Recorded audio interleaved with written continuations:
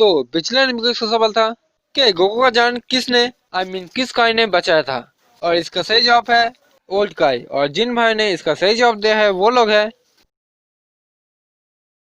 तो आज का सवाल स्पेशली कोड ब्रेकर फैंस के लिए। तो अब मुझे ये बताओ कि यूकी हिना का स्पेशल एबिलिटी क्या है।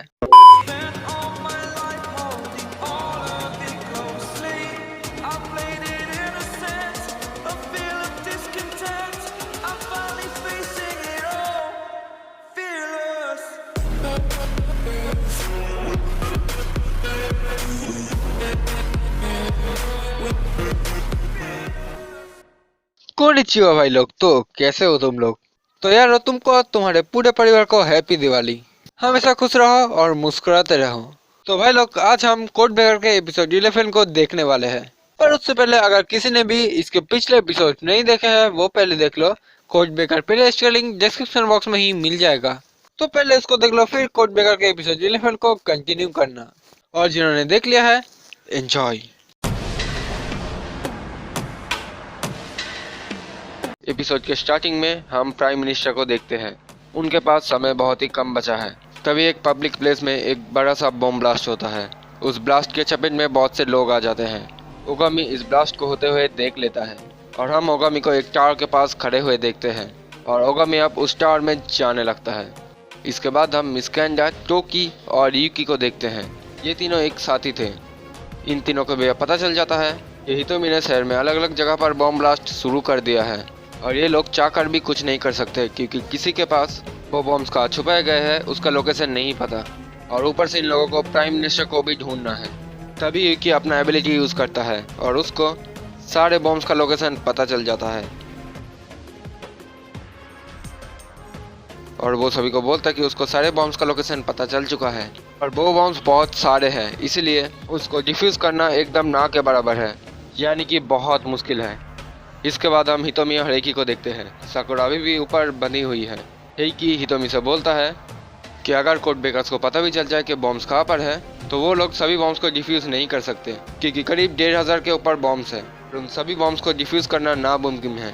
हितोमी ये सुन के बोलता है कि अब सब लोगों को उनकी मौत का इंतज़ार करना होगा और इसके अलावा उन लोगों के पास और कोई चारा भी नहीं है। इसके बाद हम साकुरा के फादर को देखते हैं। वो अपने आदमियों से साकुरा के लोकेशन ढूंढने के लिए बोलता है क्योंकि साकुरा काफ़ी टाइम से गायब थी।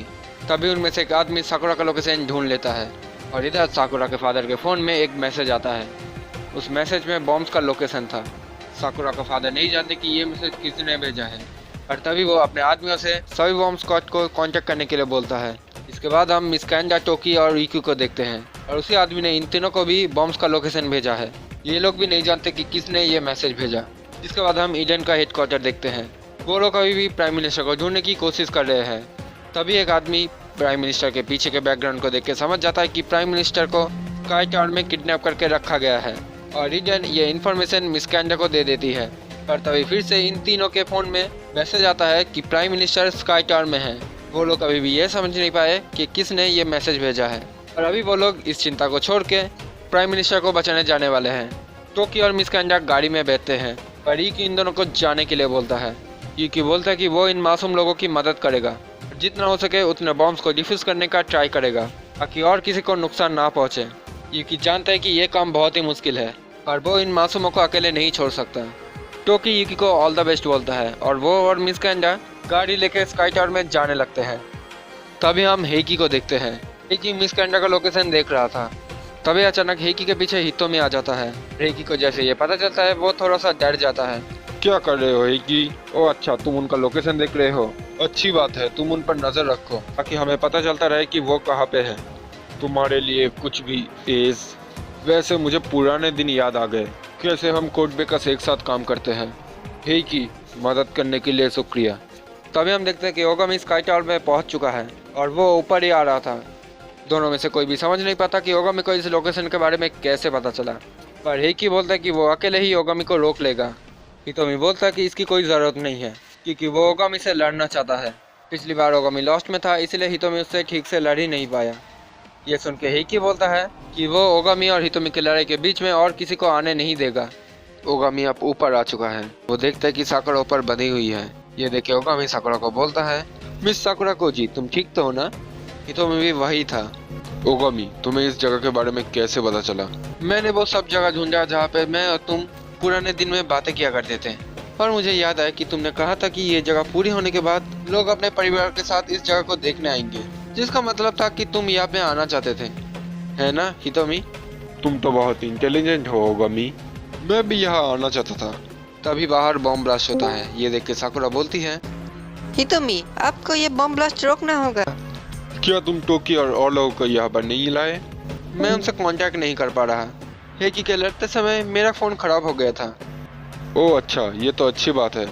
मतलब मैं तुमसे बात कर सकता हूँ और हमें कोई डिस्टर्ब भी नहीं करेगा।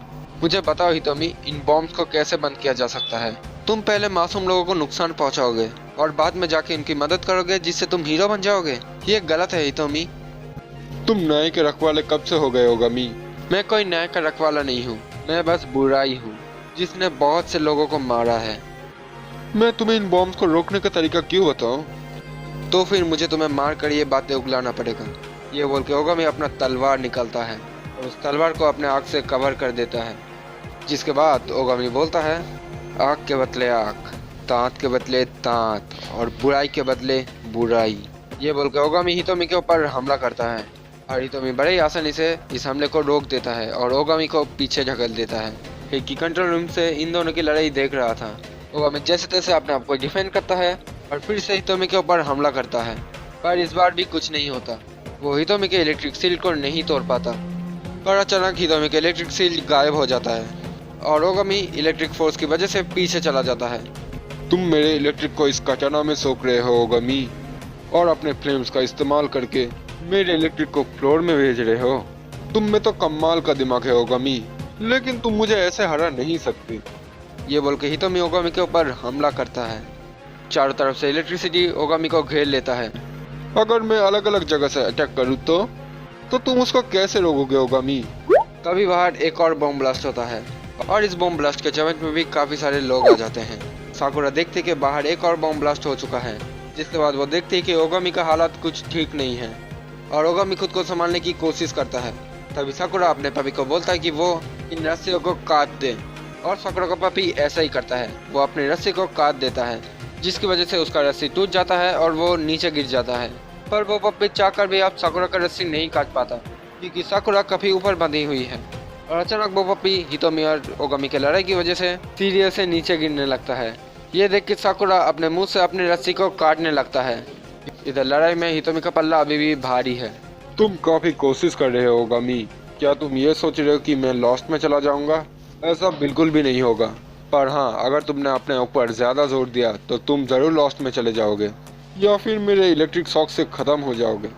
ये सुनने के बाद भी ओगामी हार नहीं मानता। वो अपना पूरा जोर लगाने लगता है, इससे हितोमी का सारे इलेक्ट्रिसिटी खत्म हो जाता है। इधर साकुरा भी अपनी रस्सी को काटने में कामयाब होती है और वो नीचे गिर जाती है।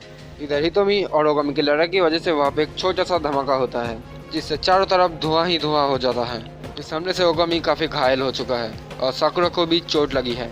इधर हितोमी धुएं से बाहर आते आते ओगामी से बोलता है कि वो कोड ब्रेकर की तरह प्राइम मिनिस्टर को क्यों बचाना चाहता है। जिसके बाद ओगामी हितोमी से पूछता है प्राइम मिनिस्टर के ऊपर हमला क्यों किया था।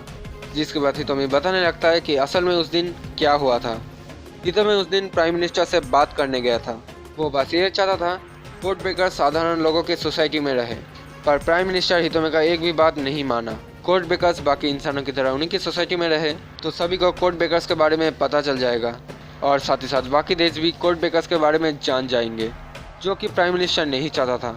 और हितोमी भी अपने जिद पे अड़ा हुआ था कि वो भी सभी कोड ब्रेकर्स को एक खुशहाल जिंदगी देना चाहता था।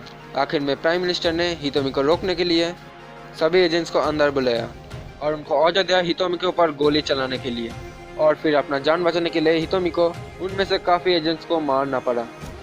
तो फिर तुमने प्राइम मिनिस्टर के ऊपर हमला क्यों किया था हितोमी? मैंने प्राइम मिनिस्टर के ऊपर हमला नहीं किया था। ये झूठी कहानी प्राइम मिनिस्टर ने बनाया ताकि वो मुझे सभी कोड ब्रेकर्स के नज़रों में विलेन साबित कर पाए।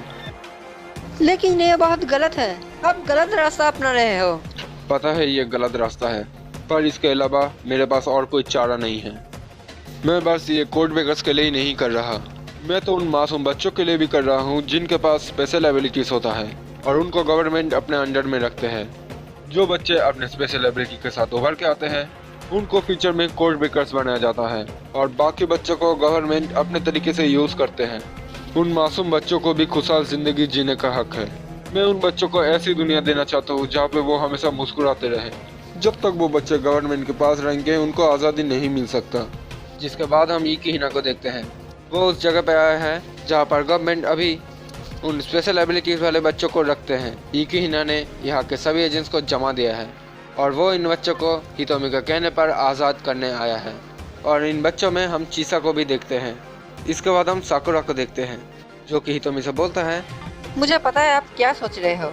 मैं भी अगर आपकी जगह होता तो मैं भी उन बच्चों को वैसी दुनिया में रखता जहाँ पे वो हमेशा हंसते रहे, पर आपका तरीका गलत है। तभी बाहर एक और बॉम्ब ब्लास्ट होता है।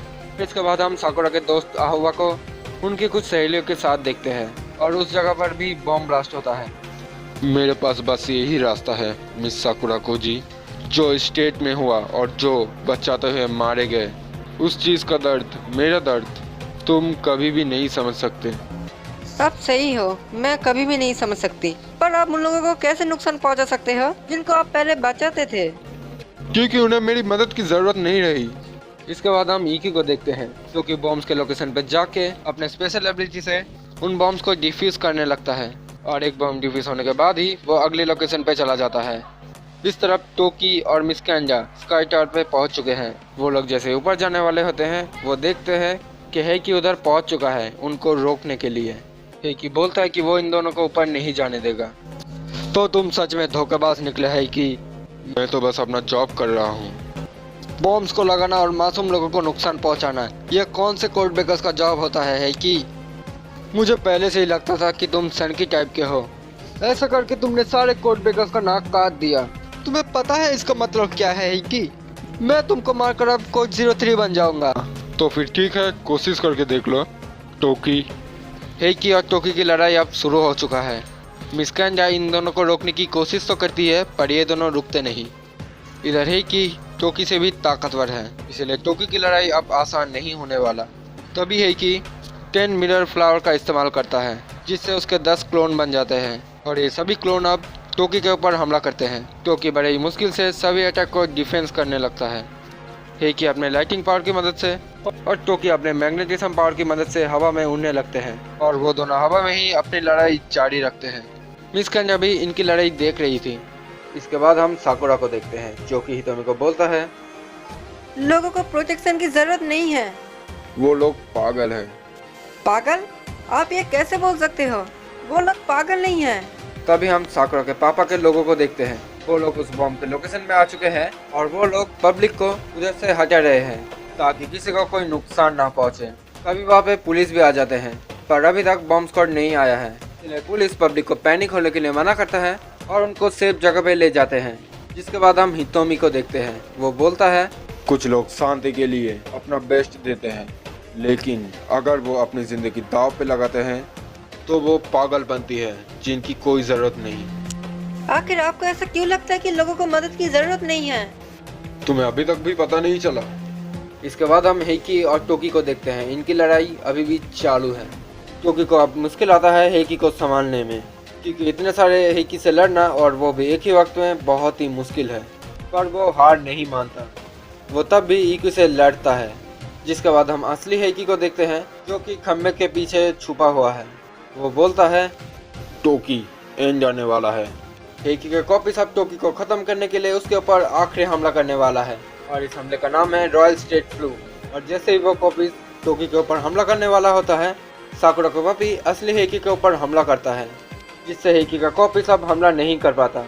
इसी मौके का फायदा उठाते हुए टोकी इन सभी कॉपीज के ऊपर हमला करता है, जिसकी वजह से वहाँ पे एक ब्लास्ट होता है। इसके बाद हम ओगामी को देखते हैं। ओगामी अब हितोमी को बोलता है, तुम ये कैसे बोल सकते हो हितोमी? जब तुम पहले इनको बचाते थे तुम उनके बारे में ऐसा कैसे बोल सकते हो कि वो लोग पागल हैं? हाँ, वो लोग पागल है। मैं ये नहीं मान सकता, मैं कभी भी ये नहीं मान सकता हितोमी। इसके बाद हम ईकीना को उसी फैसिलिटी के अंदर जाते हुए देखते हैं, पर तभी अचानक कोड 05 वहाँ पे आ जाता है। हम देखते हैं कि कोड 05 जिंदा है। रूई ईकीना को बोलता है कि वो अब उसको आगे नहीं जाने देगा और वो ईकीना को पर हमला करने के लिए तैयार हो जाता है। और यहीं पे ये एपिसोड भी खत्म हो जाता है। तो यही था कोड ब्रेकर एपिसोड 11 की पूरी कहानी। अब अगर तुम्हें ये वीडियो अच्छा लगा तो इस वीडियो को लाइक करो, कमेंट करो, शेयर करो और अगर चैनल पे नए हो तो चैनल को सब्सक्राइब करके घंटे को ऑल पे सेट कर दो। तो फाइनली आज के इस वीडियो को यही पेंट करते हैं। आरा आरा सायोनारा।